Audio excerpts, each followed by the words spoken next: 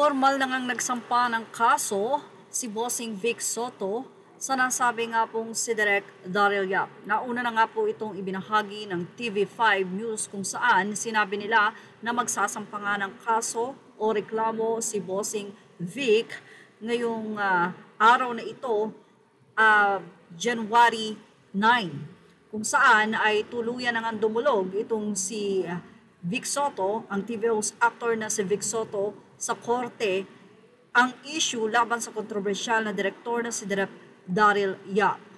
At ngayon nga pong Webes ay naghain na si Vic Soto ng 19 counts ng cyber libel sa Muntinlupa City Regional Trial Court kaugnay ng di umano'y paninirang puri ng direktor sa social media kay Bossing Vic Soto. Ang kaso ay kaugnay na rin sa viral trailer ng pelikula ni Yap na tumalakay sa yumaong aktres na si Pepsi. At ayon kay Vic, ang mga malisyosong social media post ni Yap ay hindi lamang nakakasira ng kanyang reputasyon, kundi ito ay nag-i-spread din ng maling impormasyon.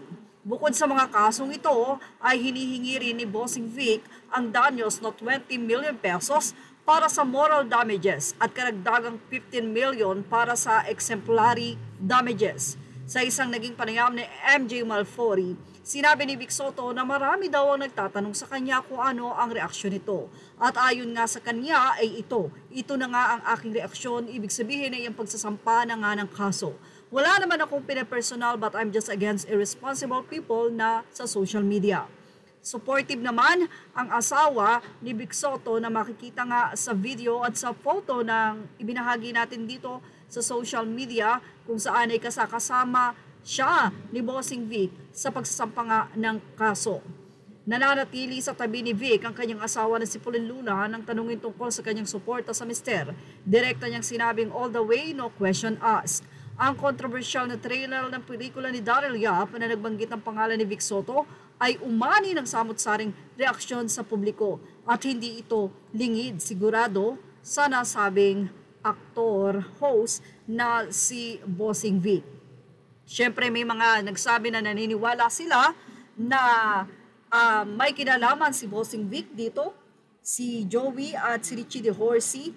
Ang ilan naman ay sinabing paano nalaman ni Direk Daryl Yap ang eksaktong istorya dahil siya ay wala pa noong mga panahon na yon.